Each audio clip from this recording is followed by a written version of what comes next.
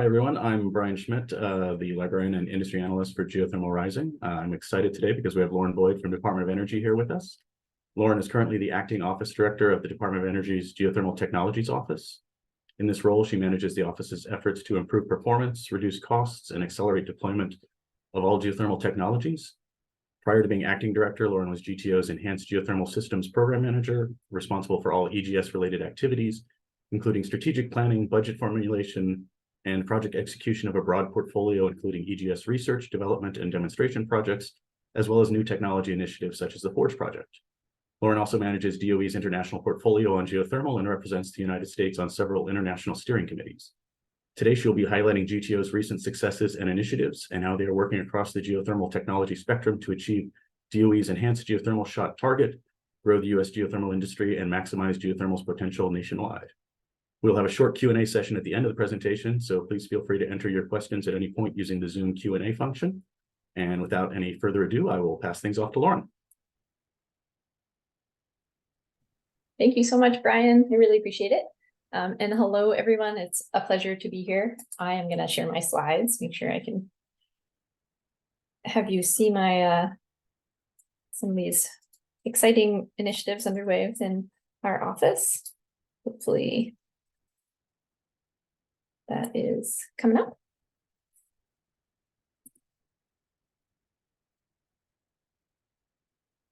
I'm not sure if anyone can. Oops. Can you all see this? I am not seeing it. You're not? Oh, sorry. I'm so sorry. We just tested this. There we go. Oh, good. Okay. All righty. Thank you. I'm sorry and appreciate your patience. So what I'm going to talk about today is what we're doing within the Geothermal Technologies Office to advance geothermal energy. Forgive me, my computer is acting strange. There we go.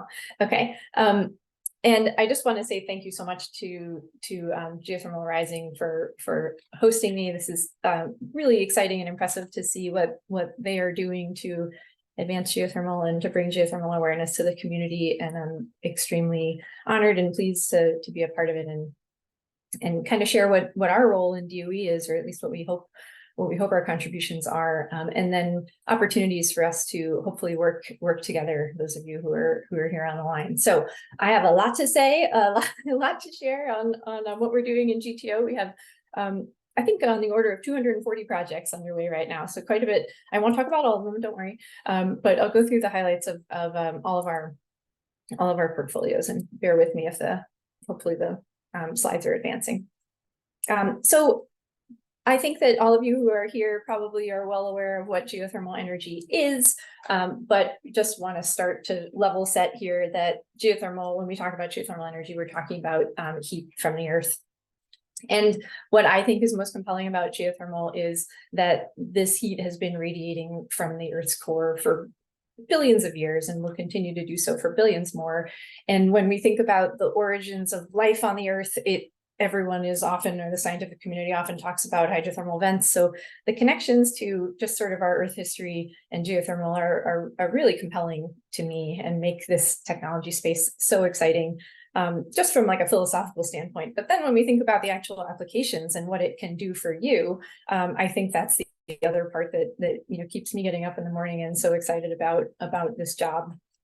And so what you'll see on the screen here is just a thermometer a graphic that we published in our GeoVision back in 2019 to illustrate what the different opportunities and the wide spectrum of opportunities that geothermal energy can provide.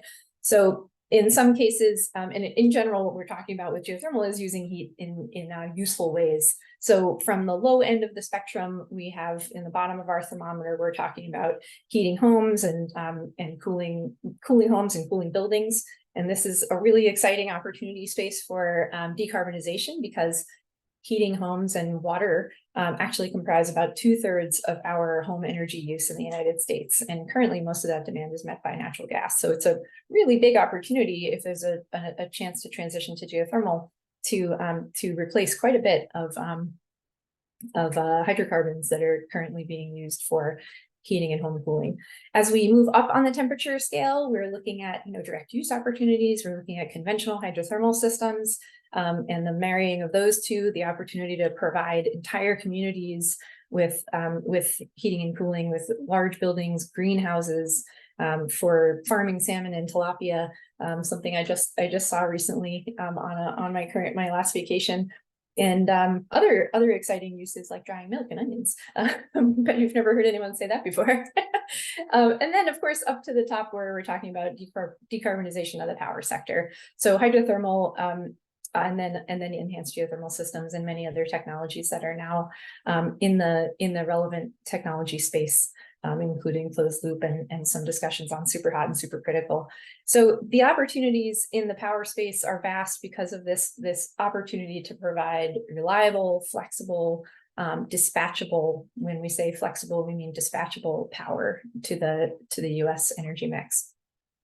So moving on, why do we care? At least at the Department of Energy, we care because the resources for both heating and cooling and for power production are tremendous in the United States. We have phenomenal resources, so much so that geothermal can play a really significant role in, as I said, this decarbonization future that we're mapping out for the US.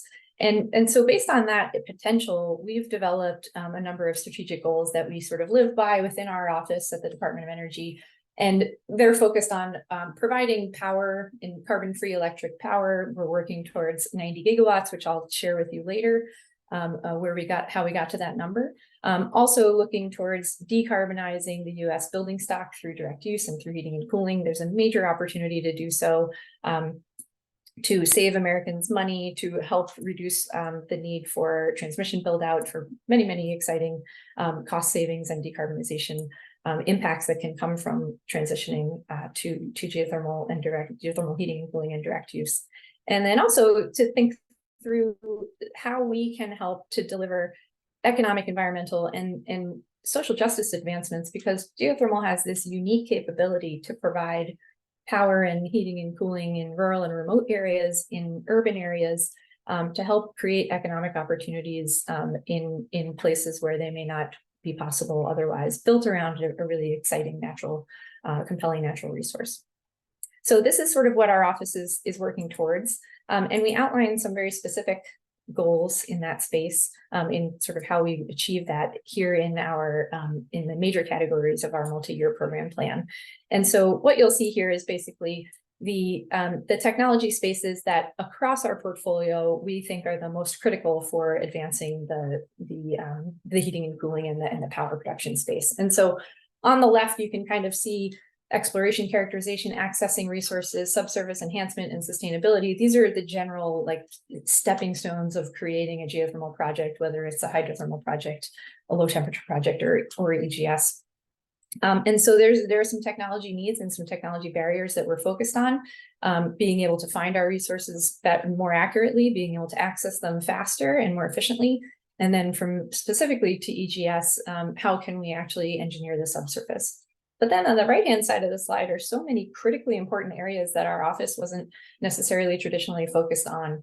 And we realize are not only opportunities to expand the reach of geothermal and increase the value, or to help communicate the value of geothermal, but also to help make sure that geothermal is included in conversations about renewable energy and about a decarbonized future. So this idea of resource maximization encompasses quite a bit, but we're thinking of it from the heating and cooling standpoint, from the thermal energy storage, which is a new area that we're looking into and focusing quite a bit of energy on, the idea of bringing new value streams, so the production of critical materials from geothermal brines. And then last and the most opportunity from the power side to maximize our resources is just to make sure that the geothermal developers are actually receiving the appropriate value for the power that they're producing. Then in terms of our data modeling and analysis and the last piece here are absolutely critically important and underpin all of the other work that's happening in the technical side, in that in order to know what areas we might need to focus on, and in order to know what portion of the energy mix we may be able to contribute from a heating and cooling standpoint or from the power production side, our focus on analysis is critically important there. Also focus on expanding our abilities to have impact in non-technical places, like how we can reduce the barriers associated with policy and regulatory challenges, permitting, for example. And then finally, one of the reasons why I'm here today and why I'm sure Geothermal Rising is doing this amazing series is to help increase awareness of this incredible technology space, what it offers and what it can do for the planet and for all of you. So this is how we break down all of our work from a technical sort of in the weeds standpoint. All of our projects fall under one of these areas. And then we also break down our work into sub-programs. And so in general, I probably should have started here, but what do we actually do as an office? You can see this beautiful infographic on the right-hand side. Lauren, I'm sorry to interrupt. Could you Yeah. please select a presentation for the slideshow, just so that we could see the slides a little bit better? Oh, are they not showing up? I'm so sorry. What do I do? Just the present feature. Oh, it's funny. It's showing in present mode already for me. What are you seeing? Just the slide deck in general? Yes. Oh,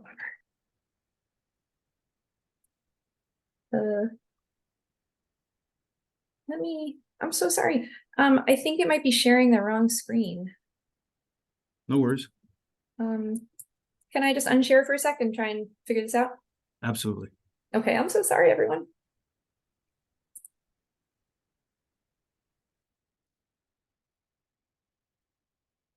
Okay, let's try again.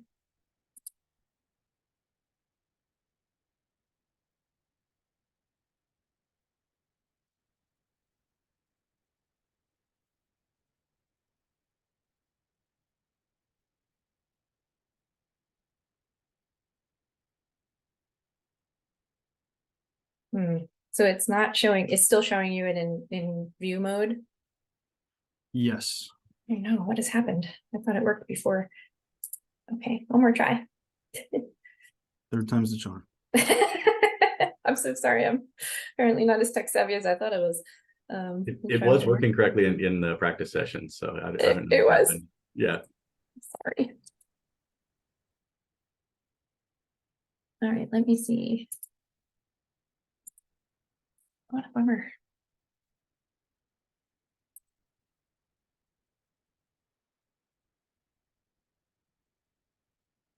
Maybe I'll just share the screen. Would that be okay? Sure. Is the Zoom in the way now, or can you see this okay? Looks perfect. Oh, yay. Okay. Thank you for your patience. I appreciate it. Thank you. So sorry about that. Okay. Where was I? So just in terms of what we actually do at the Geothermal Technologies Office, you've heard now what we're focused on from a barrier standpoint on the last slide. But what we really do is we help to design, basically assess the state of the art in the industry, and then we strategic plan to help identify how we can help advance and overcome some of the barriers that we've seen on the last slide. And the way that we primarily do that is by receiving appropriations from Congress and then sorting those out into the appropriate pillars of our work that are helping to address barriers in each of those technology areas. So we generally are working, and the majority of our funding that we receive from Congress goes to the community through competitive solicitations. And what that means is basically we put out a call for research on a certain topic area, and then we ask folks to apply, and the applications are reviewed and against each other, and funding is then awarded to a percentage of those applicants. So just to be clear about how we kind of do most of our work, our office is doing quite a bit of internal analysis, but all of the research and development and demonstration work that's happening is happening because of you all who are on the phone and folks in this community across the U.S., from academic institutions, national laboratories, and industry partners, nonprofits. Are all, and now I have to say state and local partners are really playing a major role in advancing this space as well. So that's kind of how we execute. And then kind of back to the way that we divide our work up in the office. I mentioned the focus on analysis and that work that underpins the technology work in our office. So that's our data modeling and analysis portfolio.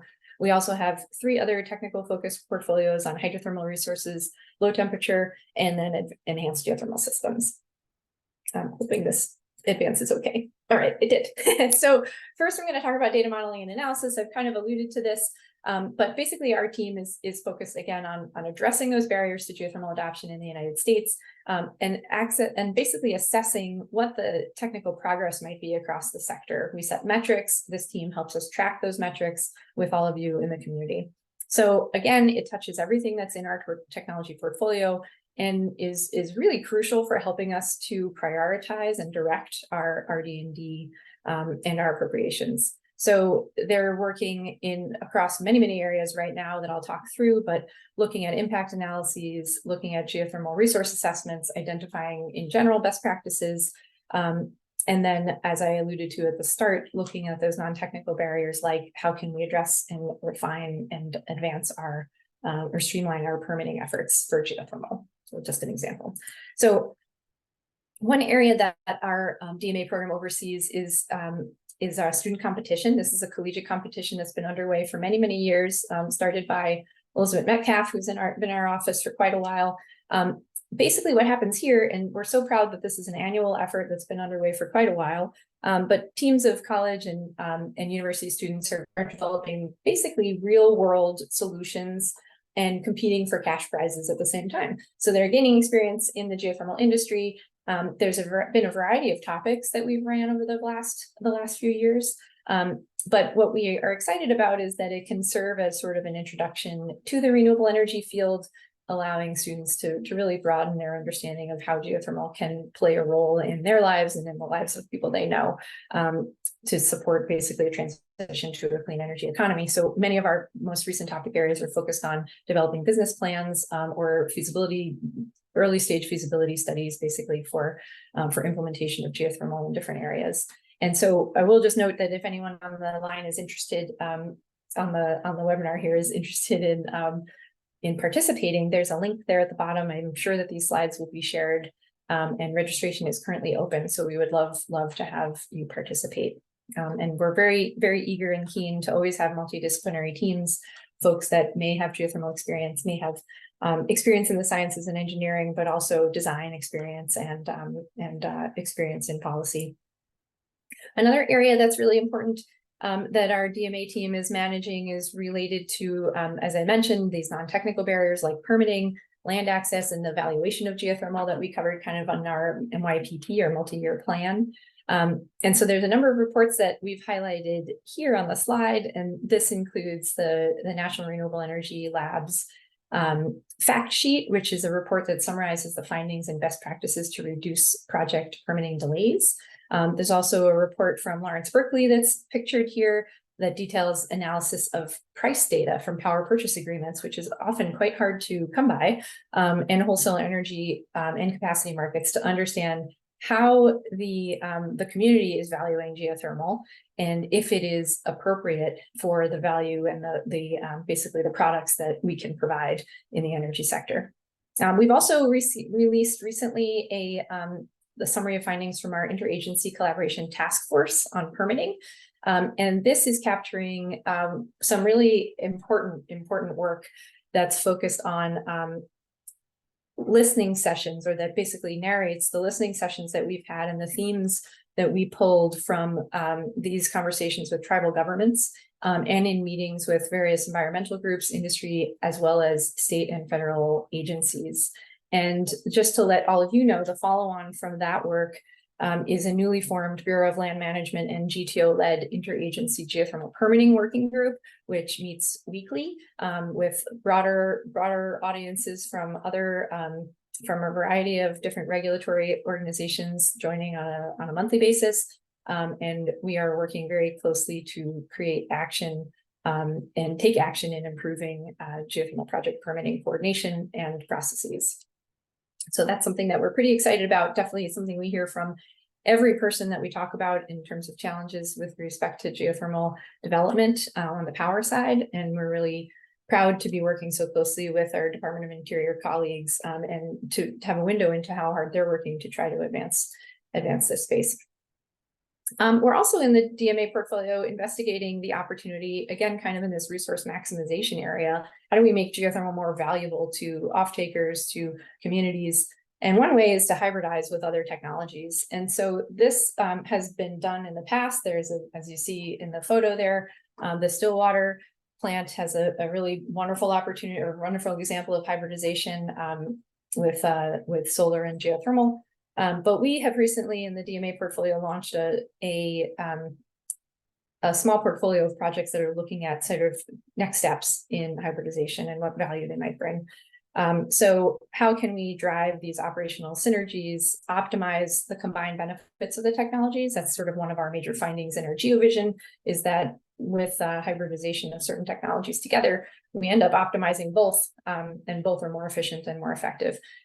So the GeoVision roadmap, I think it was one of our task force reports, was focused on this and had some really interesting and exciting findings on opportunities for cogeneration and hybridization. But we recently selected, as you can see here on the slide, 4 national lab projects to look into this further that are using very different approaches, including hybridizing geothermal with solar PV, with modeling and thermal energy storage. We're also even looking at one project, the last one that you can see there, what to do with thermal energy produced by data centers, since we know this is a really growing and interesting area in the community right now. So the analyses from these projects will definitely help us build the case for larger scale demonstrations in hybridization, and again, help us continue to build that narrative on value add from geothermal across the board. So we're really excited to follow these projects as they advance, and keep your eyes out for information on them in our newsletter, which is called the Drill Down, that you can sign up for on our website. Another exciting new area, the name of this subprogram is Data Modeling and Analysis, and I've talked mostly about analysis work, but this is one of our new and exciting data projects. And this is in collaboration with the Society of Petroleum Engineers. It's a datathon that is challenging our participants to use machine learning methods to create predictive models that can help us find geothermal resources, and basically utilizing one of the largest data sets that is basically not necessarily ever been analyzed in this form or fashion from our Forge sites. We're very grateful to our Forge partners for helping to organize this data. All of that data is public, just so you know, on our geothermal data repository, which you can just Google and find every bit of data from the Forge site. But it is being utilized and compiled for this effort, and our winners are expected at Pivot 2023. So now shifting gears towards our next subprogram, this is a hydrothermal subprogram.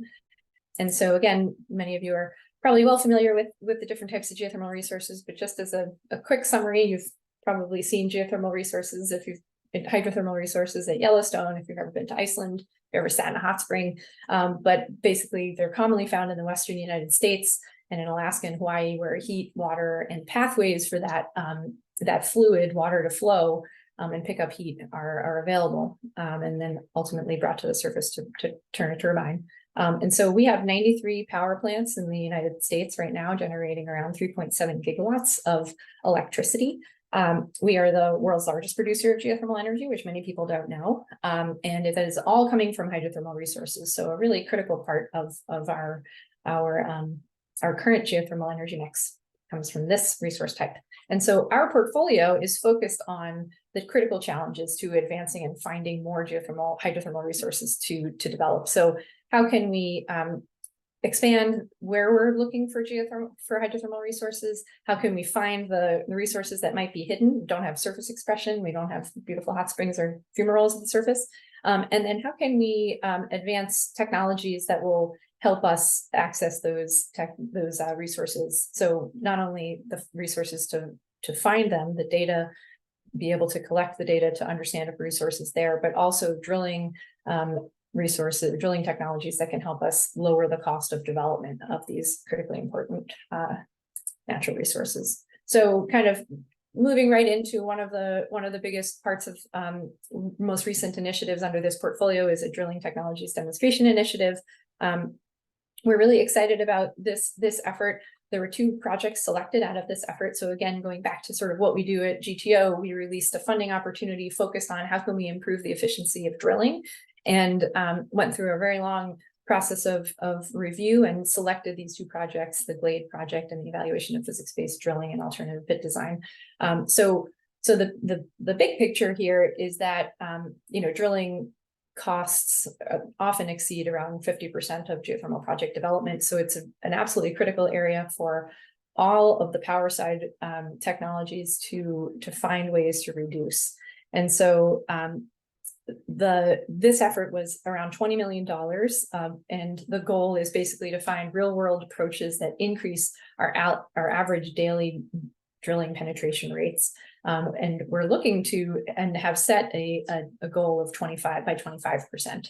So in December, the announcement was made that these two projects were selected. The first is Occidental Petroleum is the lead of the project, and they and their partners are drilling twin high temperature geothermal wells using existing and novel drilling technologies in the Denver Jules Basin, which is not a place that traditionally geothermal wells are drilled. So this is super exciting. The second is run by the Geysers Power Company, which many of you may know, and they're looking to work with partners to test and deploy innovative drilling technologies and methodologies, various methods in a range of temperatures and conditions, which are available at the geysers. You're lucky enough to have quite a bit of really high temperature places and lower temperature environments to test quite a variety of different methodologies. And so again, looking to reduce our costs and expand geothermal deployment, because if things are cheaper, we can do more of it. So we're excited for these projects to be underway soon. They're in the process of finalizing their negotiations now.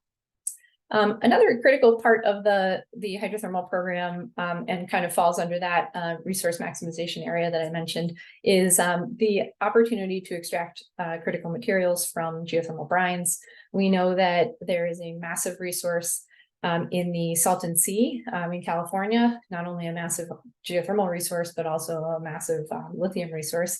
And so in the hydrothermal portfolio, we kicked off two different efforts to look at how to extract lithium and to better understand how much lithium the US might actually have as a domestic resource. So Lawrence Berkeley National Laboratory led our effort to assess the geothermal, the lithium resource in the Salton Sea, and looking at not only how much lithium might be there, but how much is actually recoverable and what might cause the variability or a decline in our ability to produce and extract lithium in the region. So again, we're looking to be able to not only access the geothermal resources in the region, but take advantage of this critically important material for building a renewable energy future and building just a general future, because lithium is used for much more than just renewable energy. But how can we do this and take advantage of this domestically? So it's not something that we need to continue to import and have other nations control. The report on this is coming out. We're extremely excited about the findings, and please again check our newsletter for the findings soon. And then finally, we have our lithium extraction prize, and this is much more focused on actual technologies to help us physically remove the lithium from, well, not always physically, but remove the lithium from the brines. Focused on Salton Sea brines in terms of just the composition of the folks we're using in this prize. But the phase 3 of this prize has finished, and we are actually currently reviewing the entries to announce our final winners, hopefully very soon. So we're very excited about this multi-stage prize. It's been underway for a number of years, I think since 2021, to help advance these technologies and test them in a pilot scale. Okay, so I also wanted to highlight from the lithium perspective a joint funding opportunity. Again, this idea of releasing funding to the community focused on a specific topic. We worked with another office, which is our Advanced Manufacturing and Materials Technology Office within Department of Energy, to release a funding opportunity that was focused specifically on how we can build more technologies that can help us advanced lithium extraction, direct lithium extraction, specifically in geothermal brines. And 10 projects were recently selected. They comprise around 9 states, and they were selected in these 2 different topic areas that you can see there. we're extremely excited to see these projects go forward. And this announcement was very recent, so it'll be a while before they officially kick off. But again, a really important space for the geothermal community, I think, but also for the US in general, from a national security perspective. This is a tremendous resource and opportunity that is just happens to be only accessible via geothermal in the US. Okay, so moving right along. In terms of trying to find resources that are maybe don't have any surface expression, as I said earlier, one of the largest, or historically the largest part of our hydrothermal program was focused on new technologies that can help us do that. We might not have, alteration minerals at the surface. We may not have fumaroles and hot springs that would make it obvious. And so the program's been working with a lot of different partners to find new ways to explore and identify resources. Many of you may have heard of our Play Fairway effort that was underway for many years, and sort of building on that to identify new technologies and the integration of different technologies to help identify new resources. So we have a number of projects in this portfolio, which is called our hidden systems portfolio, to help us, again, as I said, gather that information on potential geothermal resources. So first is our Ingenious project, and you can see that there on the top of the screen. It builds on the Play Fairway efforts in the Great Basin region, looking to facilitate early stage geothermal prospect identification, including advancing blind prospects forward with geological and geophysical analyses. So they've done quite a bit of work on initial exploration drilling, as well as data collection on electrical conductance and heat flow, as well as a number of geophysical maps that they've already produced. The Geodawn and Geoflight projects, which are below, are partnerships with the U.S. Geological Survey, the Department of Agriculture, and the Bureau of Land Management, who are doing very exciting airborne geophysical and 3D LiDAR surveys over very large regions of Nevada and California. And so they are surveying basically undiscovered geothermal critical materials and groundwater resources, which is why we have that really broad collaboration here in the Western Great Basin and the Walker Lane region of the California-Nevada border. And I will say that some of this data is, you can see there, the link already uploaded to our geothermal data repository and available for everyone to see.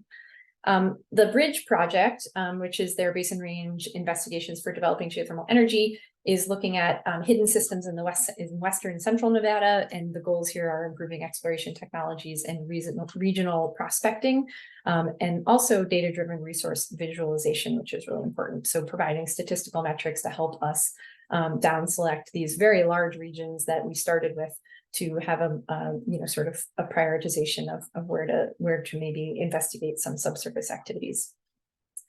So last but not least, we are also working on a Play Fairway retrospective, which looks back at our historic Play Fairway portfolio to curate data from those original 11 projects and kind of look at best practices. What were the most effective means for finding resources? Because many of our Play Fairway projects did find resources.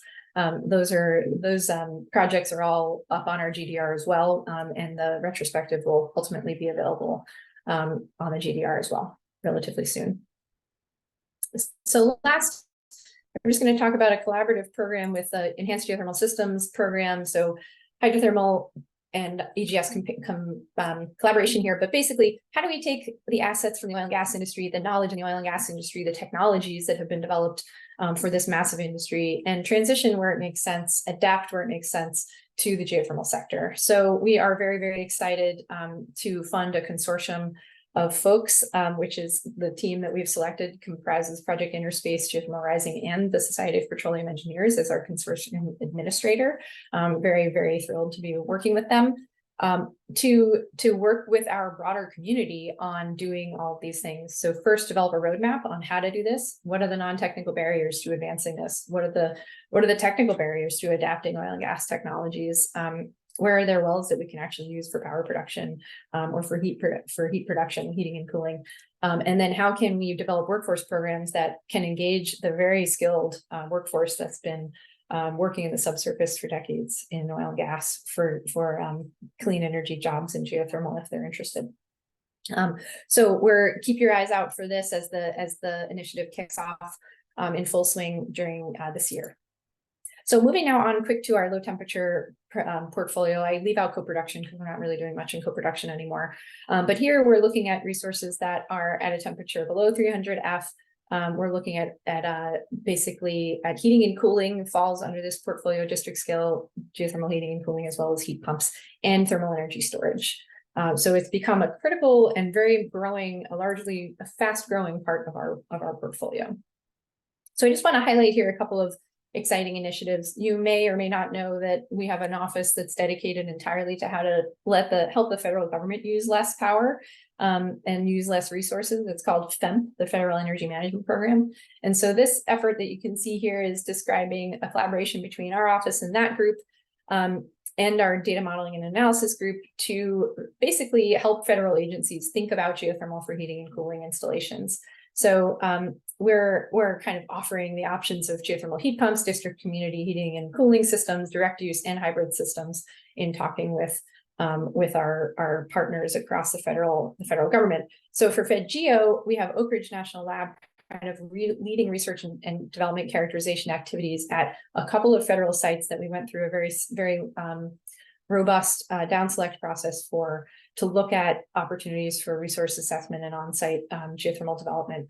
And so we are providing technical assistance through Oak Ridge National Lab for, as I said, like verification drilling, system design. And the goal is really to lay the groundwork for other federal agencies and Department of Defense, specifically, as you can see here, to lead by example in advancing and deploying geothermal for their buildings and their installations. So again, another part of this portfolio and focused on heating and cooling that we're super pumped about is community geothermal. This is a first of its kind where we're working directly with communities to deploy geothermal heating and cooling systems. And what's required here for the first time ever is to form coalitions within the communities that applied, basically in addition to designing, analyzing work and creating workforce programs and building and engaging deployment expertise as well. So we're tasked with proposing systems that could supply at least 25% of their heating and cooling load in their selected communities. And we are really very focused on helping to design educational programs and address environmental justice concerns through this portfolio by providing heating and cooling from geothermal and providing these opportunities for workforce development. Oops. I'm going a little too fast here, and I realize I'm a little low on time because of my screen staring issues. So I'll speed up and just say that we made selections in the communities that you can see here on the map. We're in the process of finalizing the negotiations of these projects. They're incredible projects, incredible communities, and really we are extremely excited to see what the impacts that geothermal heating and cooling can have in these places, and very, very grateful to the portfolio of projects that are launching and to all those other folks who applied, who brought incredible ideas to the table. So I'm going to skip the industrial heat chat just because we don't have a lot of time, but just to say that the Department of Energy is really focused on how to develop cost competitive industrial heat. We're participating in this in a major way with respect to thermal energy storage and looking at how geothermal can play a role. So I'll move really quickly through EGS, which is my former portfolio, just to say enhanced geothermal systems is basically a human-made version of a natural geothermal system. And we're carefully injecting fluid into the subsurface, into these hot rocks, increasing the connections and the size of connections between fluid pathways to ultimately produce power. So we were really excited to be able to have launched our own Earthshot recently, last year, which is basically an all-of-government effort to advance the technology space, set really aggressive cost targets and goals. And our aggressive cost target and our deployment goal is here, 90 gigawatts. Our analysis that we worked with the National Renewable Energy Lab indicated that with technology improvements, we could get to 90 gigawatts of clean electricity by 2050 from geothermal power, from hydrothermal and enhanced geothermal systems. And with that comes our cost target of $45 per megawatt by 2035. And just to really speed through this, to share with you why we're so excited about this, if you look at the map, you can see where our analysis with NREL indicates that we could see enhanced geothermal systems development. And what's neat about that is that you see it moving beyond just the Western United States, where we have traditional hydrothermal development. So big opportunities for growth in places like Virginia, West Virginia, Pennsylvania. 4 gigawatts of development there could be possible with the right technology improvements and policy conditions as well. Lots of widespread deployment in the Sun Belt, which is pretty awesome. So basically the implications of this are, flexible, secure power, enabling clean and efficient heating and cooling, because technologies transfer from one to the other. And then another really big opportunity for a just transition for the workforce, which we're very excited about pursuing, as you can see in many of our different portfolio areas. So the technology pathways that we think are necessary to get us here are here in the blue. I want to be respectful of time for questions here, so I apologize when I am speeding through this, but the idea of being able to see the subsurface with greater precision, so being able to predict what's going to happen in the subsurface when we inject fluid into it with more accuracy, and getting to the subsurface, very similar to what I discussed earlier. How can we drill more efficiently? How can we drill faster? And then how can we design cheaper and sustainable wells? And then finally, what can we do in the subsurface to engineer and control the subsurface? And these are the technology areas that, as we try to work to advance this Earthshot and work towards that goal of $45 per megawatt, we are hoping to develop new programs and build on existing programs, which we have many of in the EGS subprogram in each of these specific areas. So keep your eyes out for a funding opportunity coming on the sort of well construction space. This is listed in our congressional budget chapter. So we're very excited to be launching that hopefully in the next year. Finally, I think I'll just end with the Forge project, just because this is sort of a really major milestone. It's our flagship effort for enhanced geothermal systems demonstrations. It is located in Milford, Utah, and was selected after a multi-year down select process with a number of other projects that were competing to be selected ultimately as the site that hosts the operations for advancing enhanced geothermal systems in the field. And so the idea here is collect as much data as we can, make it available to the public so everyone can have actual data to do research on, and test the things that are challenging for industry and the private sector basically to do on their own, since this is, at the time we started in 2014, this is a really cutting edge space. We've had a number of tremendous successes thanks to the amazing work of the Utah team.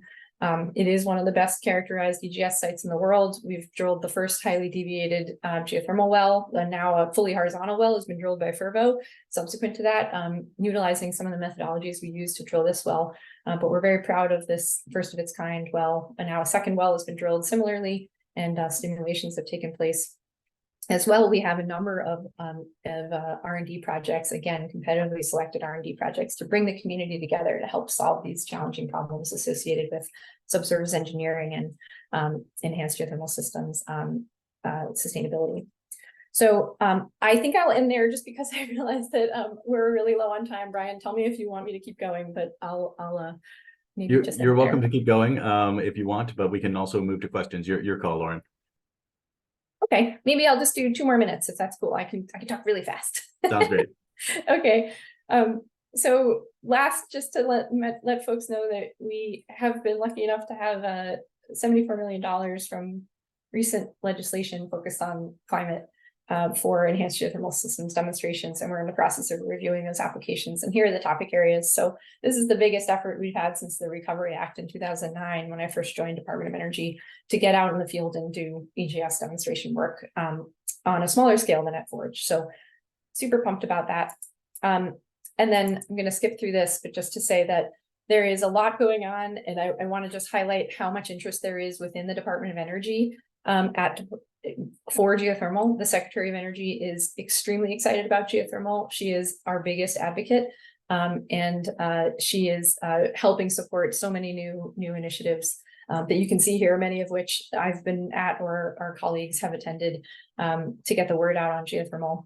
You can see our acting assistant secretary, Alejandro Moreno, here talking about Forge. So we're really lucky to have so much interest and excitement within the department right now. I think you're aware of the Geothermal Rising Conference, but we'll be there. There's also an International Ground Source Heat Pump Association meeting that's coming up that Alexis McKittrick, our program manager, will be speaking at. And then an exciting workshop that I think is co-run by Geothermal Rising and SPE that many of my colleagues are going to be attending as well.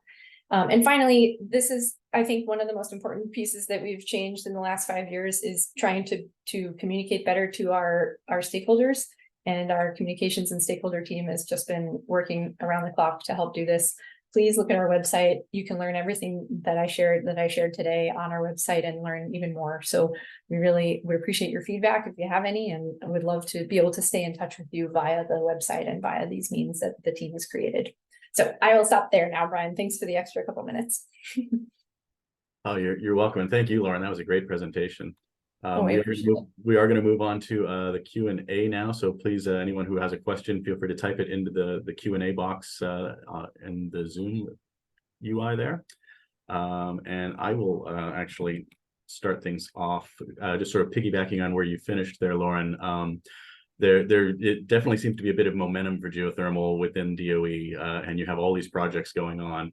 What are the low-hanging fruit? Where do you think that the most impact can be had in all of these various projects? Oh gosh. Well, I mean, I feel like that's like choosing your favorite child, right? It's like our portfolio is so incredible and diverse. But I think that I actually think the biggest impact, aside from what we're doing within GTO with the community, hopefully many of which are on the line, is growing the reach of geothermal within the department. And so that's something I'm working really hard on. And I know that Bryant from Geothermal Rising is advocating for, and the rest of our team is working on. But how do we collaborate across where geothermal, makes sense within the other offices of Department of Energy? In our clean energy demonstrations, new office, we certainly want to see geothermal demonstrations take place there. We want to see more loan programs or more loans from the loan program office for geothermal. And we want to make sure that we're being considered in all of these new exciting things on industrial decarbonization where we can play a role. So I think a really big impact for us is going to get everybody talking about this space, even if they're not in the Geothermal Technologies Office. Perfect. We did get a question actually asking whether or not the slides will be shared. Would we be able to share your slides with the attendees? Absolutely. We're more than happy to do that. I think Corinne and I will chat offline and get you a PDF of them right away. Perfect. That sounds great. And I'm gonna, since I don't have another question, I'm gonna jump in with another one. You talked about the permitting task force. Now that the work is complete there, what is GTO doing to overcome these permitting challenges that geothermal faces? Oh, sure. Yeah. So technically, like, that first stage of work is complete, but we've now kicked off this new working group that is meeting we meet with BLM every week, and we have broader meetings with folks from regional offices across BLM, from other regulatory agencies, to tackle a number of different problems and challenges that have been raised and were raised in those broader discussions, listening sessions with communities, with tribal governments, etc. So I think, one thing we talk about a lot is the CXs for geothermal. We know, and we're in close contact with BLM, that they're working on this. We're also working on the opportunities to streamline the process via a database that makes it a little bit more straightforward for all the partners that need to be involved to get information and track data. Again, most of this is not the purview of DOE, it's DOI's purview, but we're partnering, working with them on making sure that community voices are heard, and that we can assist them in any way that they want in developing it. And the partnership has been phenomenal. So hopefully we'll see some new exciting advances in that space in the coming year for sure. Excellent. The questions are all popping up on here now like crazy. Oh. Let's see here. Bill Lowry asks, can you expand a bit more on the collaboration with SPE in the oil industry? Oh, sure. Yeah, so we have a couple of collaborations there. I think our datathon is the one that's comes to mind first off, and that's basically underway right now and will be announced the winners of which will be announced pretty soon. But also, and Geothermal Rising friends can jump in on this, but this very large consortium that we have now made a selection for advancing the collaboration between oil and gas and geothermal sectors has SPE as a partner in the leadership team. And so I would say that, you can see on the bottom here with the star, the representation from Geothermal Rising, SPE, and Project Interspace is just an incredible powerhouse of technology information. Basically, the largest trade associations in the world for both technology spaces are involved in this project, along with Project Interspace, which you probably are well familiar with, who's making really big impact. So that's our newest collaboration with SPE in the Geode effort, which is again just kicking off right now, but we're really excited to see where that goes. Great. We also have Wendy Fenner has asked, in addition to working with BLM, are you coordinating with Western Area Power Administration as well? That's a great question. I think that we are. I think our data modeling and analysis team is doing that, and we have some really new collaborations underway with state entities, with the Groundwater Protection Council. So we're really trying to expand our reach and make sure that we're aware of all the groups that have equities here and that we touch them. So I will check in with my team on that to make sure we are, and if not, we will start to do so. Sounds good. And I don't have a name associated with this question, but someone asked, are there any DOE plans to launch geothermal programs focused on AGS closed loop technologies? Oh yeah, that's a great question. So right now within our multi-year plan that we kind of covered at the beginning, we don't it's basically a 5-year plan. Closed loop isn't covered here necessarily. We're focused mostly on the AGS space. But what we are trying really hard to do is, especially if our shot takes off at the trajectory we hope, is that our research and development can be and is relevant to the closed loop and AGS space. And so we've had a couple of informal partnerships with folks in that community to help test technologies and run analyses for them, which we're really trying to build and grow. And so our idea here is that if we're able to increase our spending on towards the enhanced geothermal shot, that hopefully the technologies that we can develop and advance are going to be relevant. Any sort of subsurface, drilling technologies, well construction technologies, subsurface characterization technologies, we know will be applicable both to the closed loop community and to the other community that's growing quite a bit of momentum right now, which is the supercritical and super hot. So as our budgets expand, we'd love to see new areas focused in those spaces. But at the time being in our 2023 budget, there's sort of just collaborative research focused on R&D, not demonstrations in those areas. Gotcha. Yeah. Dave Bowden says thanks for the informative presentation, and asks if there are any modeling studies to look at changing heat content with time, and also regarding the need for makeup water that is not returned in injection. Yes, definitely. With respect to the first, we've done quite a bit of work, and our national labs and academic institutions have done quite a bit of work on that. And I think that in general, depending on the resource type you're talking about, with EGS, there's quite a bit of work that's been done on estimating what the water loss might be, but because there aren't many operational systems, we don't have great data on that. From a hydrothermal perspective, I would say it's probably quite variable. I wouldn't be able to point to specific research on that, but I'm 100% sure it exists. Sounds good. And one more question here. When do you expect decisions regarding Utah Forge round 2? No. They're on my desk right now. So I don't want to get ahead of the Utah team, but we are actively working on this. So I would say, don't worry, coming soon. Sounds great. Okay, well, that does it for us for time. Thank you everyone for joining us, and especially thank you, Lauren, for such a great informative presentation. Oh, thanks for your patience with my technology challenges. I really Oh, appreciate this. No problem, no problem at all. And hope to see everyone at the GRC in about a month or so. See you in Reno. Look forward to it. Thanks, Brian. Thanks, Lauren. Bye.